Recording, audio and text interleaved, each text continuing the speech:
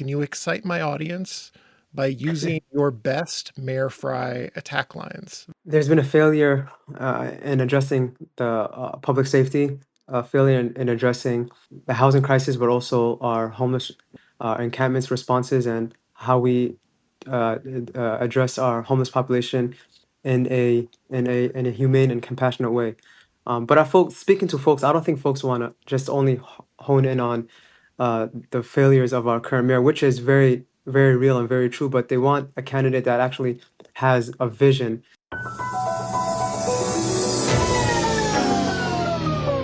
We're rolling. We're rolling. People. This is a real thing. Real thing. None of you have the balls to stop this. Stop this. I've got plenty of time. I have nothing else going on today. We're in the Wedge neighborhood right now.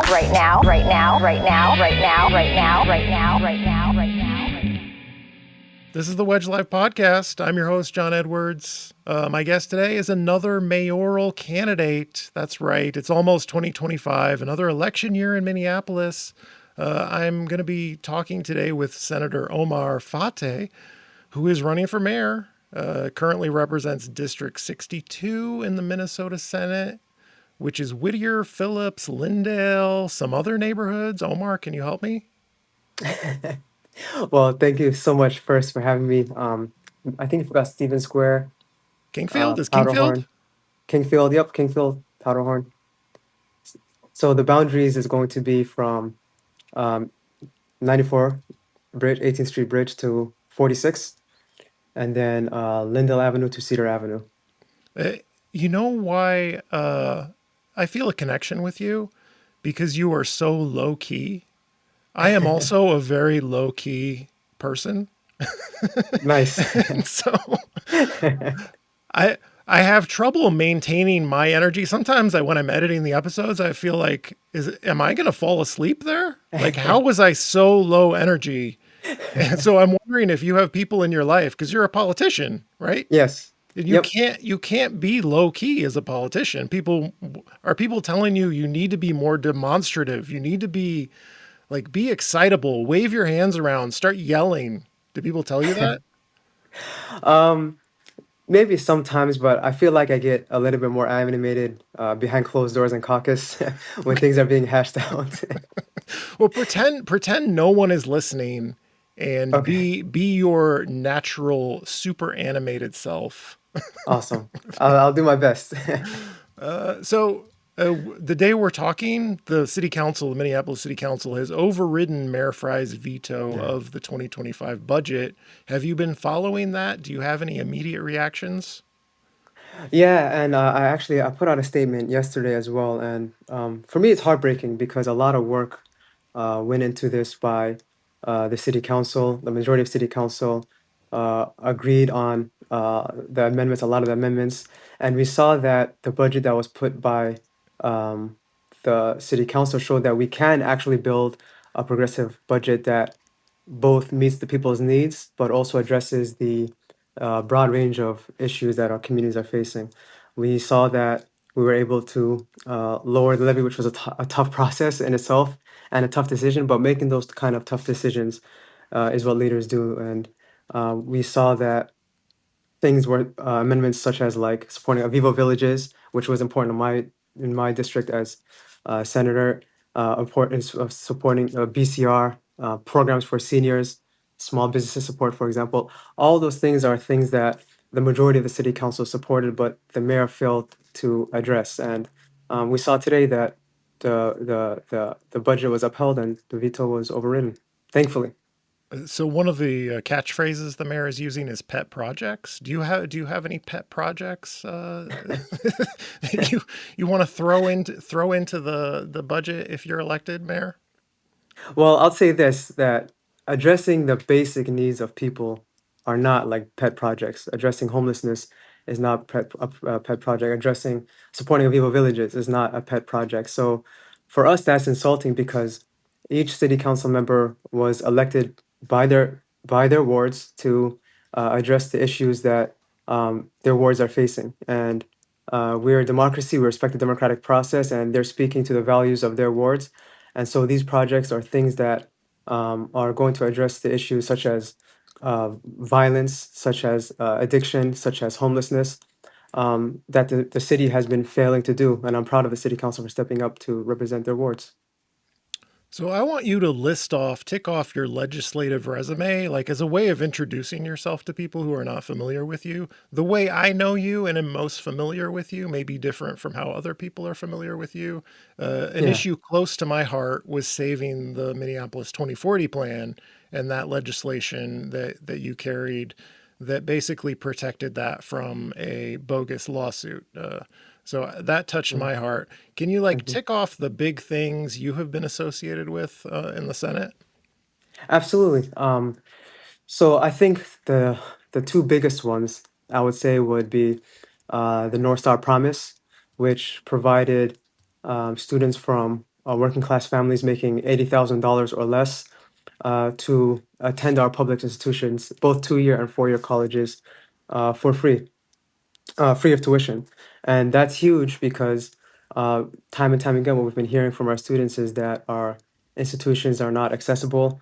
They're worried about student debt, debt that will be lifelong. In fact, I've heard legislators speak to me about this legislation saying, hey, I'm a senator, I'm a representative, and I have student debt, right? And this is something that touches people, that is meaningful to people. But as popular as the North Star Promise was, I was really proud about what we got in the with it surrounding it, which included things like addressing mental health, providing 24/7 support on all of our public campuses for our students, which is what we heard from them, expanding the ending hunger grants. I'm sorry, so that we can provide food pantries on every campus.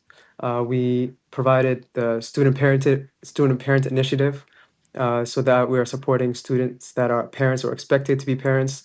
But we also had the North Star Promise Plus, which was an extra stipend for Pell eligible students, so that they can get a little extra money to address things like housing costs, transportation, so they can get around, and things like that. So we addressed a wide range of issues that were facing our students, and from addressing their mind and their belly so that they're fully able to just focus on being a student. But with that, I want to say that when we talk about it in this context, people think about students as young folks, but this is for everybody.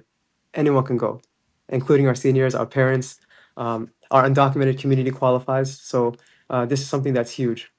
Another piece of legislation which I was really proud about was our ongoing fight for rideshare drivers that were Uber and Lyft workers. And this was a fight that has been ongoing since the beginning of the last biennium. I remember when I first heard about it, we had some drivers call us, me and my other colleagues, representatives and senators, and they called us to a meeting with some drivers to talk about some of the challenges that they're facing. So I was expecting maybe a roundtable discussion of a few folks, but when we got there, there were 400 drivers that were there, speaking up from all backgrounds, talking about how they're working in poverty wages, they're getting deactivated unjustly, and things like that. So well, we were able to pass this session in a bipartisan way, by the way. It was voted in a bipartisan way. Um, the most transformational and powerful and strongest rideshare protections bill in our nation, increasing their wages, providing insurance, providing protections for deactivation if that happens. We've heard countless stories of folks that have been deactivated, but folks that have been hurt or even murdered on the job, and nothing has been done for them. Another thing that I was really So proud about. Go before ahead. we move Sorry. on to the next one, let's talk Yes. about Uber and Lyft. Like, Yes. I've always been curious procedurally. Like, my theory was if the city council doesn't act, like, obviously you were instrumental at the legislature, but if the city council did not act and they got a lot of criticism for acting, does the leverage exist for it to pass at the legislature, do you think? The city council was more than instrumental. They were a big partner in this, and there were folks that myself and my other co-author on the House side, Representative Hona Hassan, we kept in constant contact with them, because we are, yes, we are Minneapolis delegation members, but also this would have statewide and hopefully also nationwide impacts. We heard from the city council that, and we have seen that the same drivers that were coming time and time again to our committees, testifying, coming to the Capitol, protesting, they were showing up also at City Hall and doing their part. And that touched a lot of the city council members in a way to act. So they had the same sense of urgency that I, myself, and my colleagues had. And they were absolutely instrumental in making this happen. But it wasn't a thing where it was a city versus capital or city versus state thing. We were working in partnership with each other throughout the negotiations and throughout the process. So there's a line of debate about city politics and city ordinances that, like, this is not the work of city government. Like, leave it to the state. And I'm speaking about the Uber and Lyft stuff, but it's applied to other things too. And I feel like if we had taken that strategy on Uber and Lyft, like, this is no business of the cities to do, then it doesn't happen at the state, right? And there are other labor protection things from previous terms on the council that they have passed that eventually passed at the state. And you could attribute that to, like, Minneapolis taking the lead, showing an example. I don't know. What do you think of that line of argument? And I know what your answer is going to be, but like, the city shouldn't bother with these things. Leave it to the state. I get very frustrated because it's so obvious, and you've just explained how, that if the city council doesn't take that up, it doesn't happen at all. Yeah, as a state legislator myself, even when I came to testify, I actually testified at City Hall on their legislation supporting our allies in the council, saying that when the state fails, it's on the city to step up and address our failures. And I was proud of them because they met the moment. I don't think that uh, if in these kind of situations, it is right to just say, you know what, cities, just wait for us, we'll get it right eventually, because there are some communities that don't have the luxury of waiting or don't have the luxury of next year, next biennium, because the reality is they're living in poverty wages right now. They're getting deactivated. They were getting deactivated at that time for no reason, losing their only source of income, their livelihoods. So for us, it's easy to say as legislators, just wait a little bit longer. But for folks, this is their life, and they can't wait. So are there any other things on your legislative resume that you want to tick off? Yeah. So for those first two ones, I'm proud to say they were both bipartisan. We had a bipartisan vote on the North Star Promise as well. There's a lot of work I do around human services, supporting our BIPOC providers that are helping folks with disabilities and on elderly waiver services. And I think that that historically hasn't been done because we need to. We've seen that we are trending towards an older society, for elderly folks that are going to need a lot more help, and that's going to take a little bit more money. Also, I this didn't get across the finish line, but we worked really hard along with my legislative assistant Chris Meyer, so I can give him a shout out too, on the minimum parking requirements legislation that we were really close to getting done, and I'm going to bring back next session. That has bipartisan support and bipartisan co-authorship as well. This is something that was passed in our city in the past, and we were when introducing it, there were some concerns among our GOP legislators on, which rightfully so, around things about like disability access and things like that. So I worked with Senator Rasmussen and Dre Heim and got them on board. We even got a shout out from Senator Jaskowski, who never gives our side of the aisle credit for many things. And I really believe that this time we have a strong chance of getting it across the finish line. I'm also working on some legislation next session with Republican Eric Lucero, who on banning facial recognition, and that he's extremely passionate about for his libertarian reasons, but myself and my being against mass surveillance and who gets harmed by that. And so we're gonna hopefully present that next session because I do believe that's another thing that folks on both sides of the aisle care about. And now that we have, and folks think that now that we have a divided house, that things might get stalled, but there's actually some legislation that I think would not be in the way, and I hope that those two things are not. I want to go back to the Uber and Lyft stuff. I'm sorry for letting us move on No, because, please. like, one thing you've been criticized for, and I don't know what the process was like, but that Saturday before the end of the session, like nothing happened. And it was Senator Fateh is just he can't be reached. He's missing in action. He's holding up this whole thing selfishly to pass his Uber and Lyft bill. And I'm wondering, like, were you holding things up? Because people are saying the bonding bill on Sunday did not pass before that midnight deadline. It was like a couple of seconds over the deadline because of you. You wasted a Saturday. I wouldn't say I wasted a Saturday. Two things to that. I think I'll address first the bonding part, and then the what was going on behind the scenes with the Uber negotiations, if that's okay. Yeah.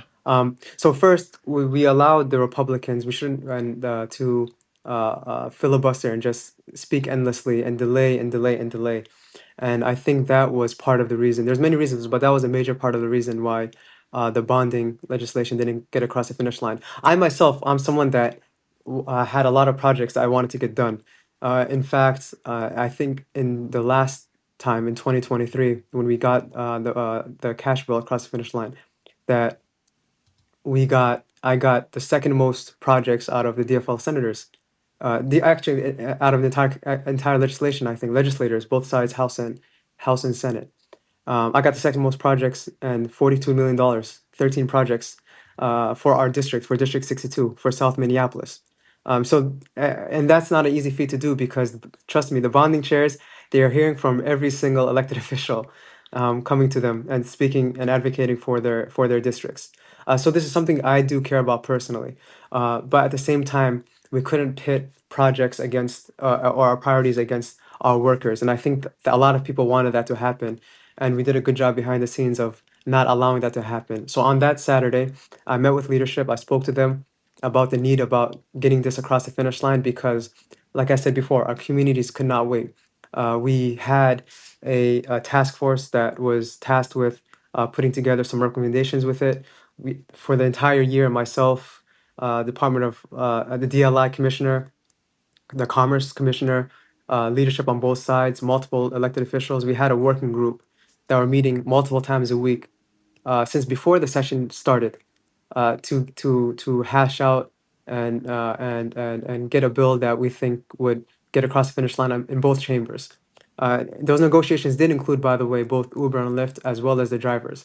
And every step of the way, we had Uber having another red line and another red line and another red line. Okay, is the bill looking good now? They agreed to it. Okay, but now they're saying the next day, we actually changed our mind. We have another red line we want to get rid of. So they were stalling it, I believe, myself as well, to hope that nothing gets done. And at the last second, maybe something getting done, which would both preempt the city council, but also at the same time not do anything for our drivers and just have a BS Uber bill that benefits just them.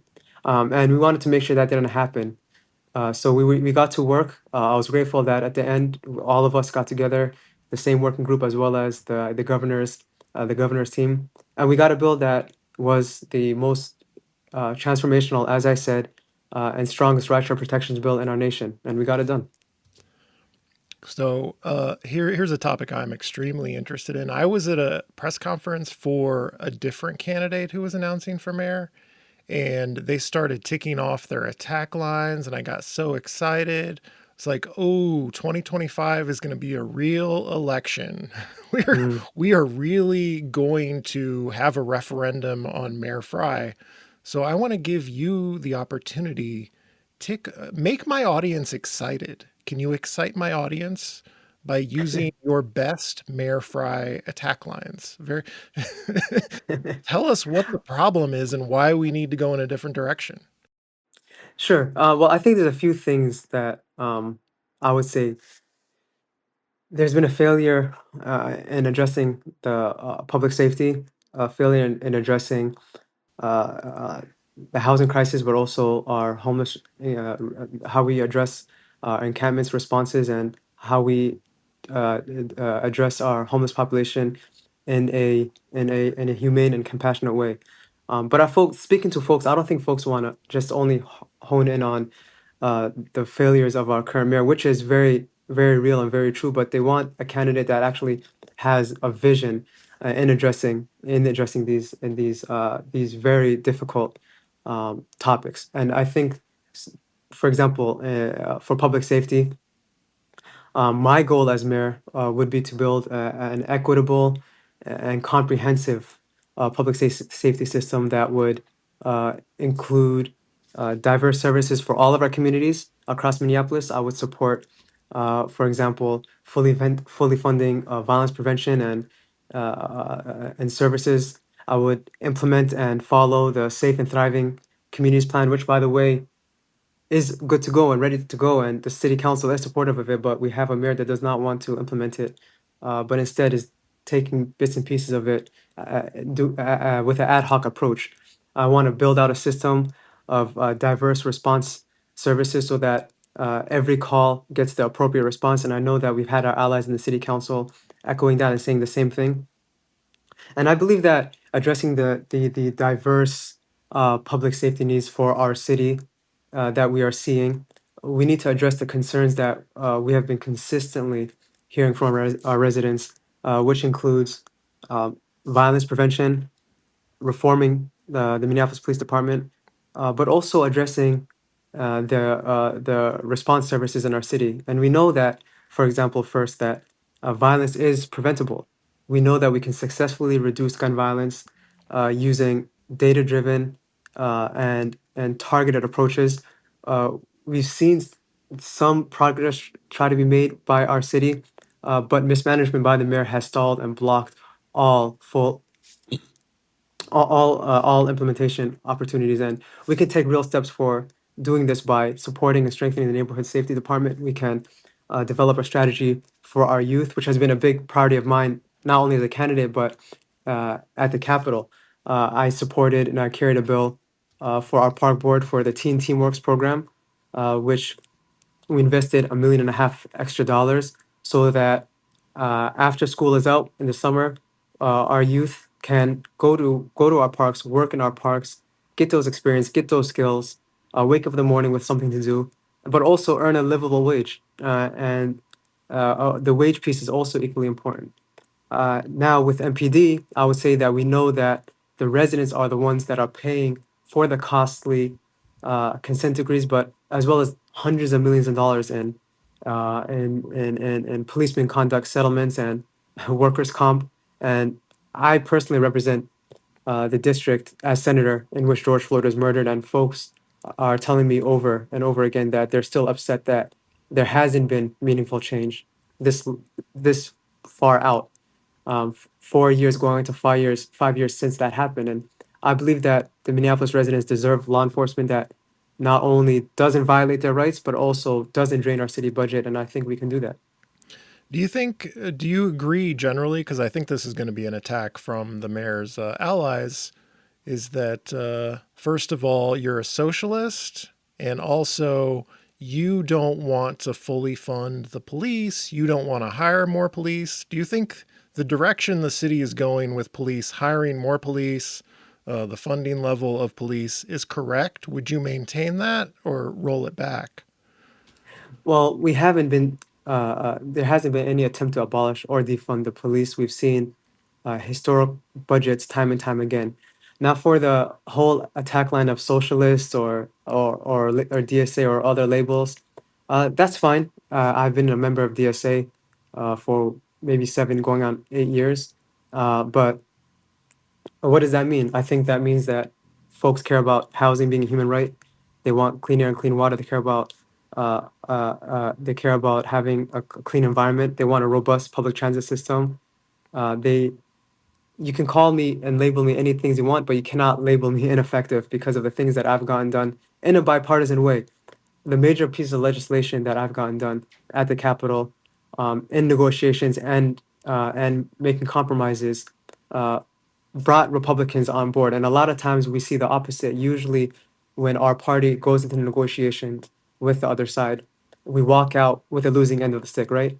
And that's wrong. So instead, I try to break down those barriers. I try to speak to them in a way which speaks to them and their values as well. For example, for the facial recognition bill with Senator Lucero, who is probably one of the most conservative members of the Senate and a former House member.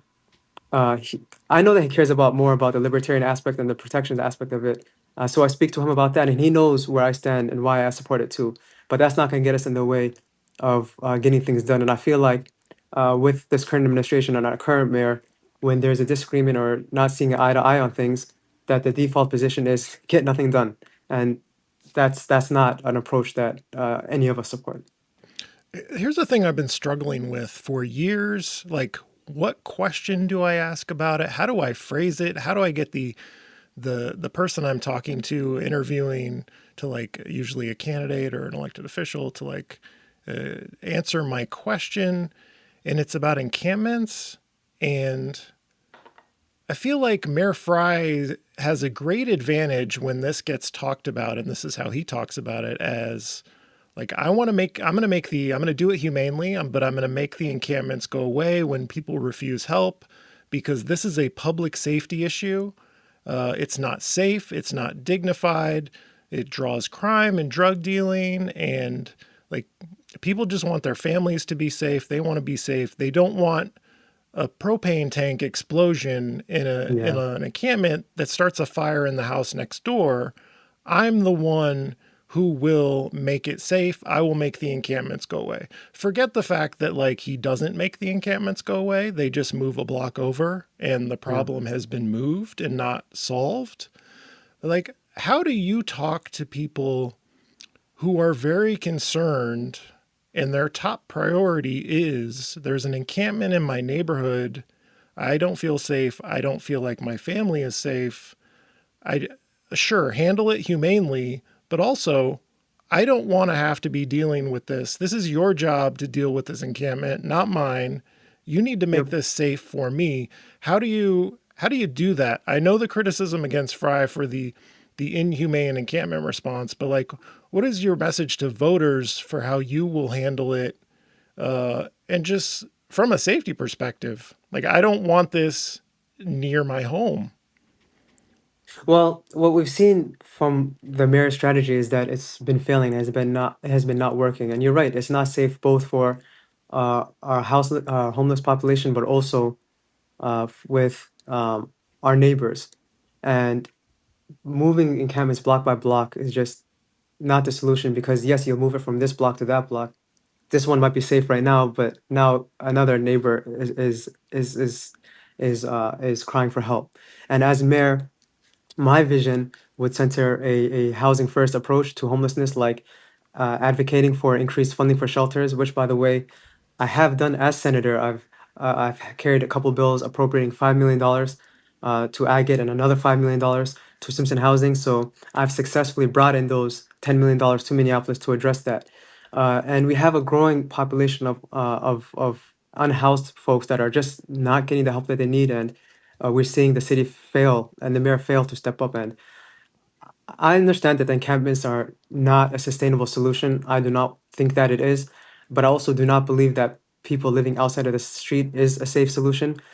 I'm also against the mayor's encampment sweeps. And as a city, we must adopt a compassionate but also a response that centers public health and humanizes our unhoused people. We know that these are unsafe situations for our neighbors, unsafe for folks living in the encampments. But the strategy of just bulldozing encampments is not helpful and it's costly. And we've seen this being an ongoing safety crisis that needs to be intervened with. But at the same time, this is a huge public health crisis because we've seen infectious diseases being spread, like syphilis, like hepatitis, HIV, spreading all across our unhoused folks. And they need a mayor that can step up for them in a humane and compassionate way. I know our neighbors do care for them as well, and that they're looking for a solution because right now that's just not happening. So I think the mayor's response would be like, I am going to make sure no one's house catches fire, even though houses keep catching on fire under his current encampment policy. But like his response would be, I'm the guy that's going to keep your house from catching on fire. I just feel like, But it's happening while he's the mayor right now. right. Like, I mean, are the house fires just inevitable? Like, I feel like it's a very compelling message to say, yes, I'm going to sweep this encampment. I'm going to keep you safe. Even if like the way he's doing it is not working now, like the fact that he is the only one willing to say it is very appealing to people, I think. I don't agree that it would be appealing to people because that just has not been working. And whether he's saying that I can prevent the fires, or I can prevent the gun violence, I can prevent this or that, the reality is it's been happening under his watch, with him being the mayor, under a strong mayor system. And we need to deal with this in a humane and compassionate way. We need to address, for example, we saw the Department of Regulatory Services dropping off like a porta potty to one of the encampments that was just absolutely horrific. It was filthy, not something that any of them would be using. Um, but why did they do that? They do that because they're not addressing this in a humane way. They're not tackling this with a public health lens. So we need to restructure how we're working to make sure that, for example, homelessness response is not under regulatory services. It could be under the health department, and then we can address that. We can prevent gun violence within the encampments. We can prevent the spread of infectious diseases, and we can do that while we're still housing them, putting them in housing, and providing those services for them while they're in housing to ensure that they're kept safe and they're able to go on and earn a livable wage, and also just be able to get on their own 2 feet and and sustain themselves. But the thing is, not only is there not a plan by this current mayor and his administration, there's not even an attempt to have a plan, or there's no attempt to make a plan. And their hope is just to benefit from the status quo and the fear of our neighbors to remain in power. So, a question about the 2021 election. Very transformative. We had a debate about public safety, also about government structure. We have a new strong mayor system, as you mentioned. And I wonder, like, did you learn anything from that campaign as an observer, watching the candidates, what they were saying? I think Mayor Frey, my analysis is he used it to his great advantage. He didn't say, I've done a great job, things are great, because obviously things were not great and are not great. His message was, I'm the bulwark against these dangerous people running against me who want to do dangerous things. Like, did you learn anything from 2021 that will inform how you're going to run your campaign? I feel like the mayor sold them on a bag of goods, and just that was just not true. And we've seen this the last 3 going on 4 years, with administration failing to address the basic needs of our residents. I feel like also what I learned in that last election, 2021, was that for all of the questions, whether it was for the strong mayor system, whether it was for question two around public safety, whether it was around rent control, that the opposition side, the folks that were against it, rent control specifically, and also the question two, were intentionally spreading misinformation in communities, so that they would instill fear in folks. And it's tough because when their message is straight up a lie, but at the same time easily to digest, it sticks with folks, right? And one thing we learned at the Capitol that I remember our Senate president said was, when you're stuck on the side of explaining, you're losing, and that's true. We didn't have a message that was easily digestible because there were, for example, for question two, they were saying, and folks in public housing are immigrant communities. Question two equals abolishment of the police, and we know that that wasn't true. They weren't going to just with the magic wand eliminate all police officers. That was not happening. But that was the message in our communities, and that was what people believed would be happening. But also things that were popular that passed, the mayor still went against, and we're not seeing any movement on, such as rent control, question three passing. And myself, I would like, for example, to see the will of the people succeed. I would like for it to go on the ballot to for a democratic process and a vote. But these are things that just our current leadership does not believe in. You're anticipating my next question, which is Mayor Frey is going to make the case, another one of those things where he's like, I'm the barrier against this wild and crazy idea, that he's the veto that can stop St. Paul style rent control before it gets to the ballot. So do you expect, you say you're in support of rent control, so I wonder like what that looks like. Do you think it has worked in St. Paul? Anything we need to do differently than St. Paul? Before any of that, I would just say that it did pass with, don't quote me, maybe 57-ish%, 55. I don't remember the exact percentage, but it passed with a majority of the vote in 2021. So now what do we do? Are we just going to ignore that, or are we going to move on, or what are we going to do? So in a democracy, in a democratic process, we need to act. One of those options is putting it on the ballot in 2020, in the future, and making sure that the will of the people is acted upon. Now, how do we go about that? We can have a discussion of how that can be built out. I know, for example, this isn't a radical or wildly unpopular idea. We've heard about it from our administration, the Biden and both and Kamala and Vice President Kamala Harris campaigned on a form of rent stabilization. So this isn't a wild idea. It's just whether or not we want to act on it. And I support all forms of, by the way, all forms of legislation or ideas that would house people, increase affordable housing stock, and just in general, ensuring that we're not seeing this runaway luxury condos and apartments being propped up left and right in our city. So are there aspects, because you're running for mayor, you will have Mayor Frey's veto pen, potentially. He will have to hand over his veto pen to you. And like, are there aspects of rent control that you think are just non-starters, things that you would have to veto if it's included? Like, I'm trying to get a sense of. I wouldn't, because the thing is, when you veto something, that means that all communication has broken down and there was no possibility of working with the group. And we've seen how many vetoes now. I can't even count how many vetoes we've seen. You probably know better than I do. Maybe 6 or 7? Yeah, maybe six or seven. So those are 6 or 7 times that we've seen that the mayor is unable to address the needs of the people or work with the city council. So we need a mayor that will sit with them, even if you have any differences with all of our city council members, and say, okay, this is what I think the right direction is. What do you think?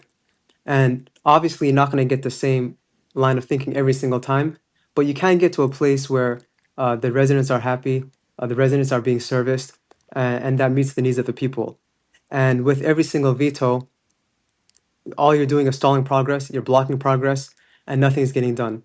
So the worst thing we can do for our constituents that are in need of our help, that are in need of a city that acts, is we cannot just throw up our hands and say, we don't agree, therefore nothing's going to get done. They can't afford that. We need to act. So something like an exemption for new construction. So I feel like it's pretty clear the St. Paul version has stifled new construction. At least a lot of people are making that case. I find it persuasive. Like, do you think it would be important for Minneapolis to have a new construction exemption in any potential rent control or stabilization policy?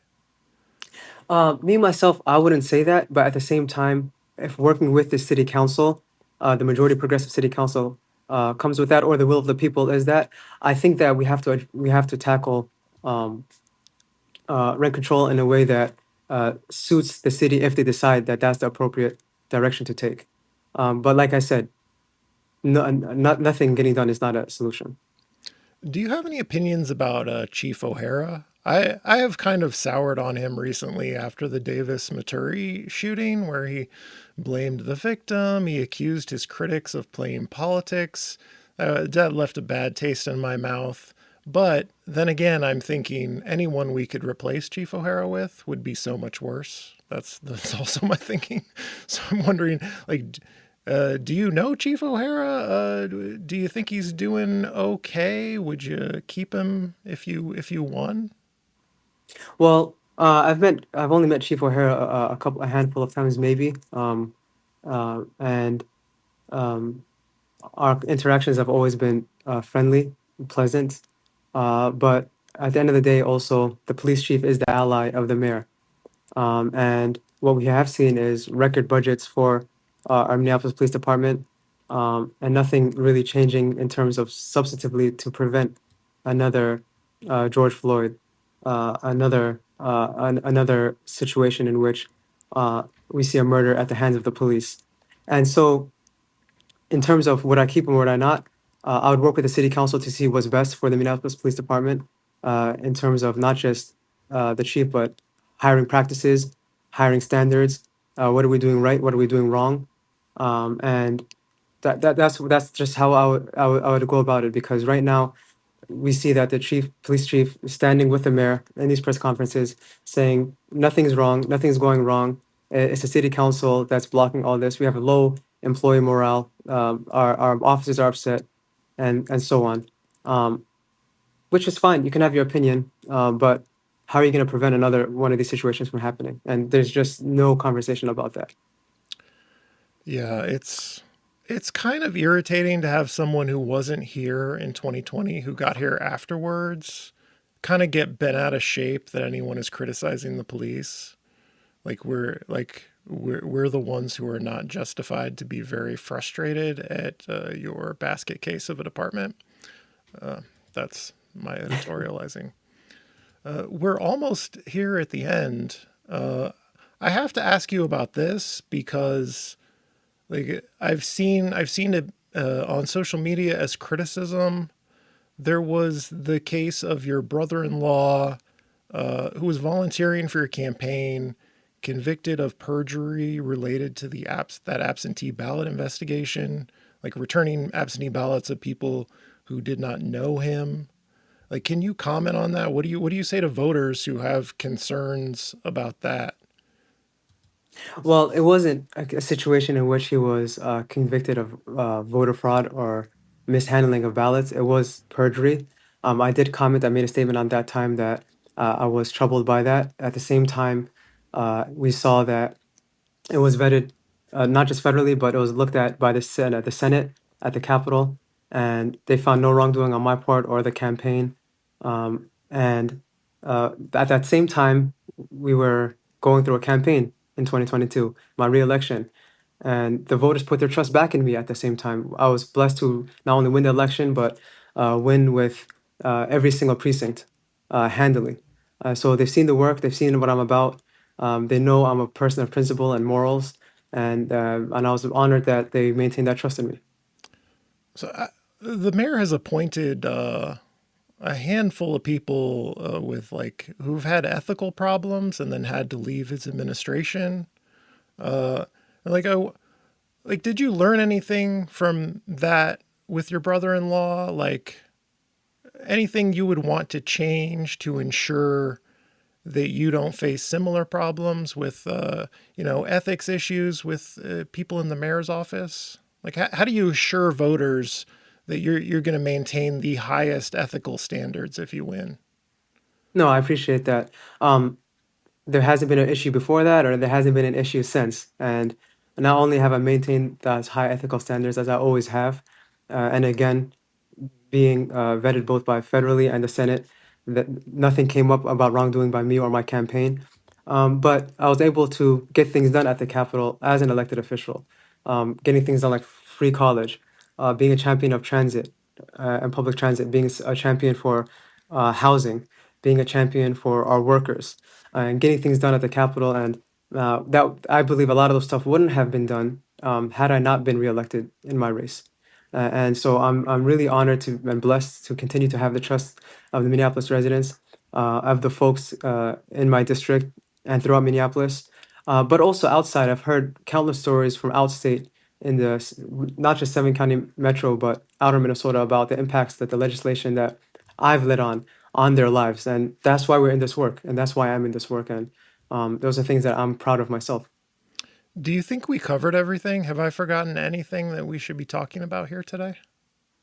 Uh, if I can do a shameless plug, Do a shameless plug. my kickoff is going to be December 14th, this Saturday at Brian Cole Center. I hope to see you all there. You can hear from us, hear from our message, what we're about. And we'll have activities for kids. So if you're worried about not having childcare that day or not having anyone, don't worry, bring them along and we'll keep them busy. Okay, you're putting pressure on me to put this episode out tomorrow. Otherwise, it will air after December 14th. So I guess It could be a reason why I did that too. I will be editing furiously today to make sure this episode goes out and that plug doesn't go stale. I'm sorry to put you on the spot, John. It's okay. Do you have any recommendations? This is my normal question at the end of the episode. What do you enjoy? Do you have hobbies that you think other people should take up? Entertainment? What do you like that you want to recommend? Oh, so I like walking around our lakes with my wife. We do that all the time. We bring our nieces and nephews. I like it's a big city, so I like investigating and looking into different coffee shops that are in the area and trying different ones out. I have a couple favorite ones that I like to frequent. Tell us. But Tell us. well, I would say the two that I like to go to the most would be Capital Cafe on Franklin. Actually, they're both on Franklin. So that would be Capital Cafe on Franklin and also Code Blue. Have you been to any of those? Any of those two? I have not. No, I don't Okay. frequent a lot of coffee. I'm a homebody. I never leave. See where I am right now. This podcast backdrop. This is where I always am. I never leave. How about this? We'll bike to one of those one day together. Are It'll be you? on me. Do you want to come on a bike ride episode of the podcast next year when the weather turns nice? Let's do it. Absolutely. Okay. Thank you. Did I interrupt your recommendations? Did you have more to do? Um, I started playing basketball a little bit more. That's something that I kind of slacked on as after I got elected. I also in the past year, not past year, past couple years, I picked up poker. Now, I'm not a gambling person. I don't gamble, but I do play for fun. Oh well, you're sparking an interest of mine. The gambling, sports gambling legalization. I am very Yes. against that. I think legalizing sports gambling Yeah. apps is going to rot people's brains. It's going to impoverish Hmm. people. It's very predatory. Uh, Absolutely. so you're on the same page with me. You're against legalizing the apps. I have been and I vocalized that at the Capitol. And all forms of betting, the apps, sports betting is a conversation that's going on also at the Capitol. That also directly impacts myself, being the chair of higher education, because what we're seeing is that not only are there uh, bets being placed on professional sports, in which sometimes folks are bribed to uh, act in a certain way, like miss a field goal, right?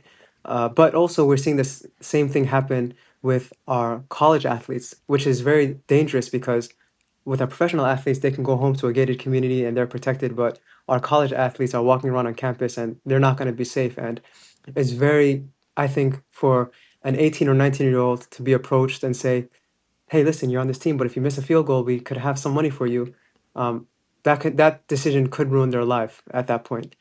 So I would advise strongly against any legislation to um, make gambling more accessible or easy or loosened. Yeah, I hear all the time they're going to do it anyway. They're going to do it anyway. We should just legalize it and monetize it and bring some revenue in.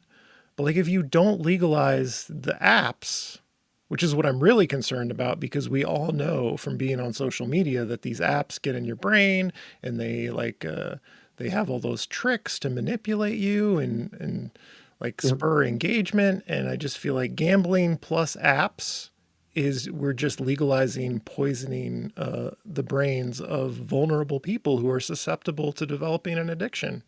But that's my editorial there. I'm sorry to go off on a tangent here at the end of the episode. No. Thank you, Senator Omar Fateh, who's running for mayor of Minneapolis and has an event coming up on the 14th, which will be the day after you listen to this episode. I'm your host, John Edwards. This has been the Wedge Live podcast. Thank you for listening. This is a real thing. Real thing. None of you have the balls to stop this. Stop this. I've got plenty of time. I have nothing else going on today. We're in the Wedge neighborhood right now.